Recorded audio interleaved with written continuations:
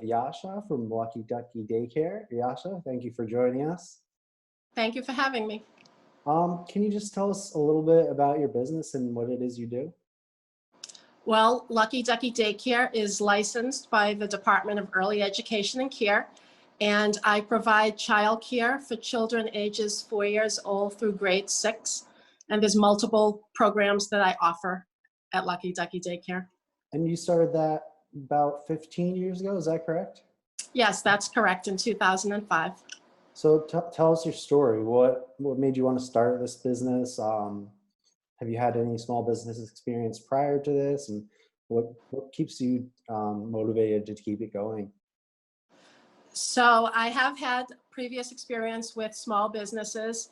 In the 80s, I had my own line of clothing and jewelry, and I was located in 4 different malls. And then in the 90s, I decided to get my manicuring licensed, and I opened up a nail salon. And then once I started a family in the late 90s, we were thinking that I should probably do something that was a little bit different. And I decided to open up a daycare because I was really torn between being a full-time stay-at-home mom and still having a career. And this allowed me to be able to do both. Cool. So what services do you offer at Lucky Ducky Daycare? There's the preschool program for children ages 4, 5, and 6 if they've missed the cutoff for school. There's also the before and after school program for grades K through 6. Could you maybe go into a couple of them and what can parents expect for their kids to be doing these? What goes on? Okay, so it really, it depends on the program that they sign up for.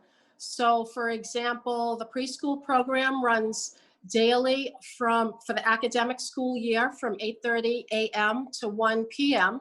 And during that time, I am structured and teaching the children everything that they need to know to be ready for kindergarten. So that involves lessons plans that include monthly themes, and everything corresponds with that. So there's learning shapes and how to write and colors and days of the week and things like that.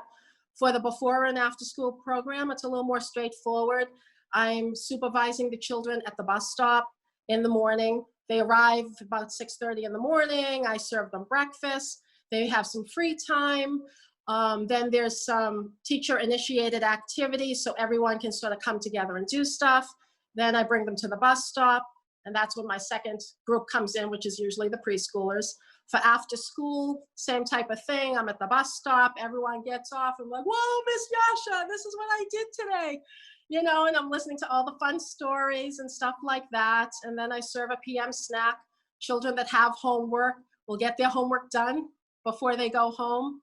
So that's what they can expect from me. That's awesome. Sounds like a lot of fun. It is. Can you run us through what your average day looks like? So a typical day can really vary, and it depends on the age mix and the schedule for that day. So I offer flexible scheduling here. So there may be a day or a week that I have 2 children that come twice a week for only preschool. And then there could be another week that I've got children attending the before and after school 5 days a week. So it really depends on who's here and what program they're signed up for. There's also full day. So there's some children who are sort of overlapping with all of those schedules on a given day. But it is structured. Every day is structured. And the things that always remain the same is meal times. And that's usually something that the kids can't wait to find out what they're going to eat. I tend to offer a wide variety of food, things that they've never tried at home. Parents sometimes won't offer it, or they have offered it and the kids didn't like it, and just for the sake of not having to fight, they will sort of say, okay, my kid doesn't like this. But I've had a lot of kids try some new and exciting things. So the meal times, for example, we've got 6:45 a.m. is breakfast, 10 o'clock is the morning snack, and then noontime is lunch. And the after-school kids, when they get off the bus, they're usually really hungry because they chatted too much at lunch. So there's a PM snack. Why Norfolk? Are you from here? Do you feel like there's a strong sense of community here? There is a strong sense of community. Actually, when we decided to purchase a home, we gave our realtor full reign. We gave the list of requirements of things we needed in a home. But for areas, we said the priority is we wanted a town that had that small town feeling, excellent school system, safe neighborhood. So we had never heard of the town, actually, and we came and we visited this house along with many others, and we were like, wow, I like Norfolk. Yeah, so that's why we're here. So is there anything you feel that your business is currently doing to support or to add value to the town during this time?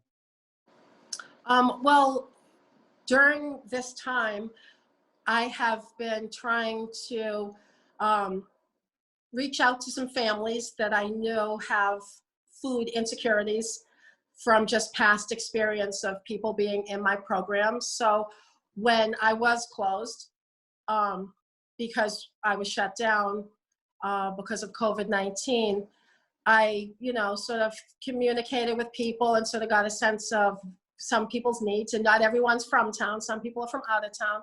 So I was actually picking up groceries and things and just sort of dropping it off to some families that, might be too embarrassed to go to a food pantry or something like that, because people know them. And sometimes that can be a little bit uncomfortable. So That's what awesome. I've been doing. What's the best way for people to get in contact with Ducky Daycare, and can parents find you on social media? Yep, I'm on Facebook, Twitter, Instagram, Pinterest.